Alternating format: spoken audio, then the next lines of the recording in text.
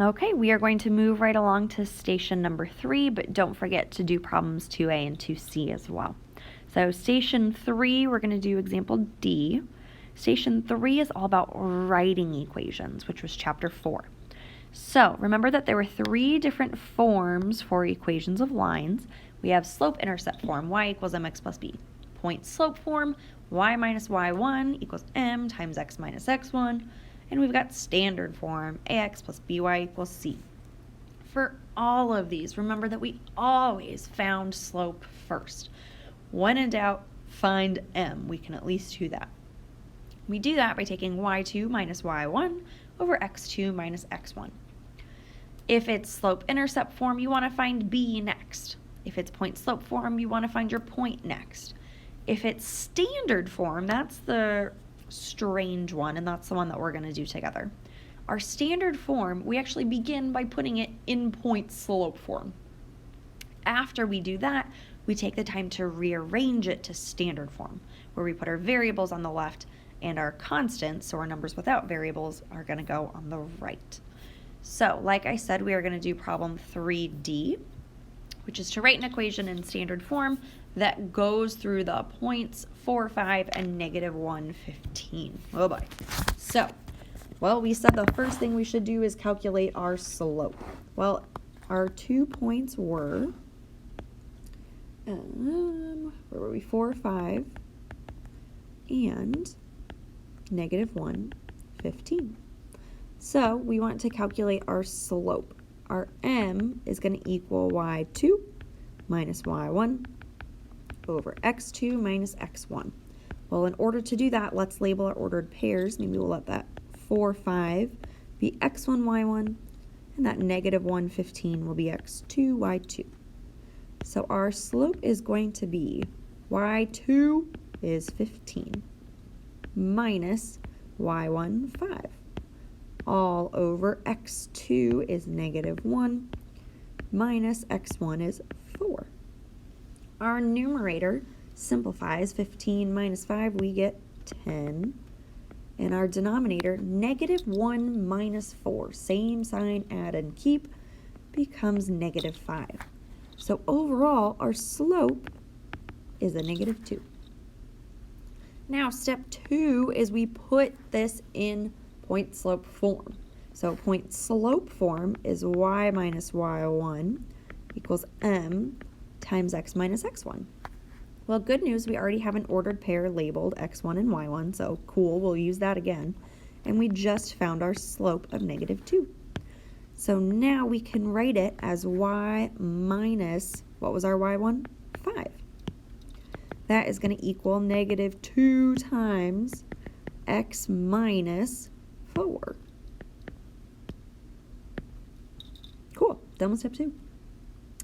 Now, the fun part, step 3, rearrange it to put it in standard form, because that's what we actually want.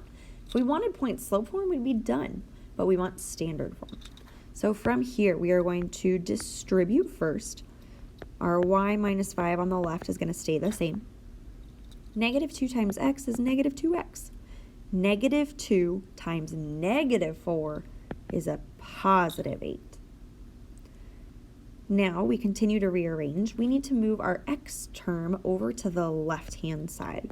So how are we going to move that minus 2x? We are going to add 2x. Now we can't combine it with anything on the left-hand side yet, but that's fine. That doesn't bother us. We just call it, 2x, a positive y, that minus 5, which is still in the way, and it equals 8. Well, we said that minus 5 was in the way. How am I going to get rid of minus 5? We add 5 to both sides. Make sure you do it once to the left of the equal sign and once to the right. And we have 2x plus y equals 8 plus 5 is 13. It is in standard form, so we are done. Next, we are going to move on to station number 4. We will do problem 4b together. So, station 4 is all about writing linear equations given a word problem, our favorite. So, a couple of things to keep in mind. If you were looking for slope, you are probably going to see words like per, or rate, or for each, or for every. or hourly. If you're given a y-intercept, it's going to be a one-time fee or one-time value. It's going to be a starting value or an initial value or fee. It could also be when your time is 0. If we say like your speed at the very beginning was blah, blah, blah, then that's going to be your y-intercept. Some things that you might see for x-coordinates would be like time or distance, and you might be given y-coordinates that are money or total amount or something along those lines. So sometimes you're given ordered pairs, and to pick out which one's x and which one's y, see if any of those things fall under any of those categories. So, like I said, we are doing, well, what did I say? For B. There we go. So let's read example B. A canoe rental service charges a one-time transportation fee and an hourly fee. Okay, cool.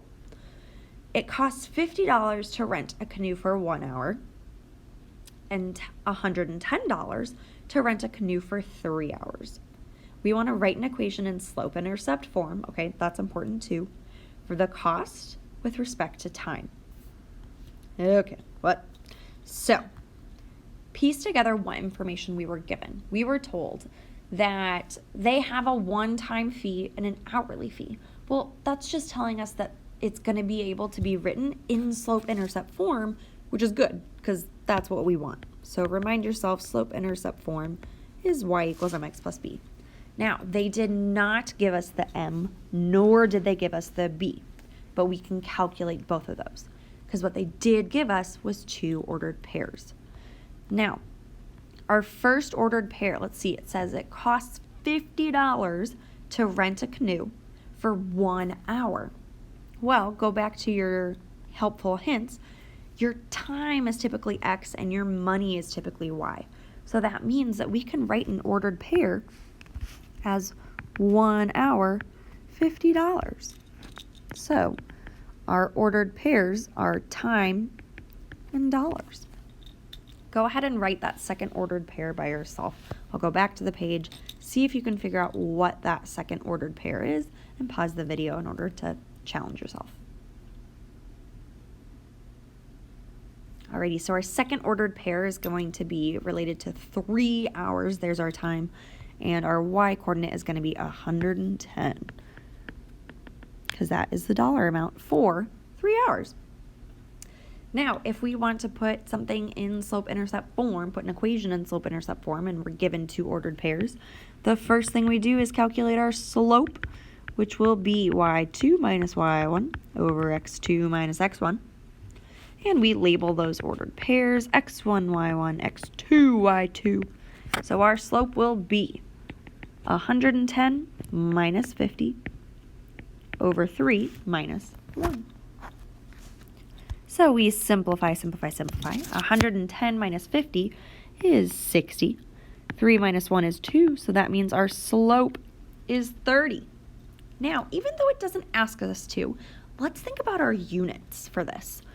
Our units are going to be the same as whatever the y coordinates were over whatever the units for the x coordinates were.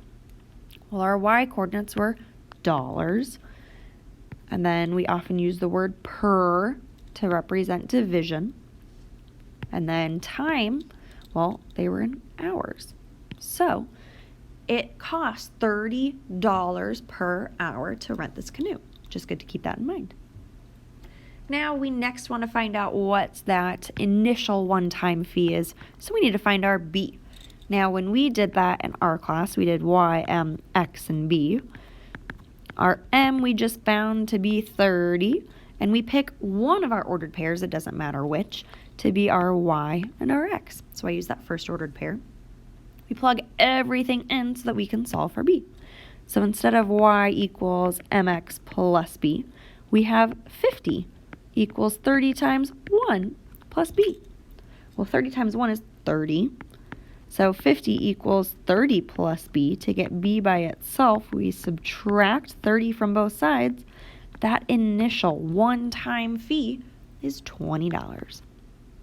So Lastly, we write our equation in slope-intercept form. Y equals mx plus b, or for us, y equals 30x plus 20.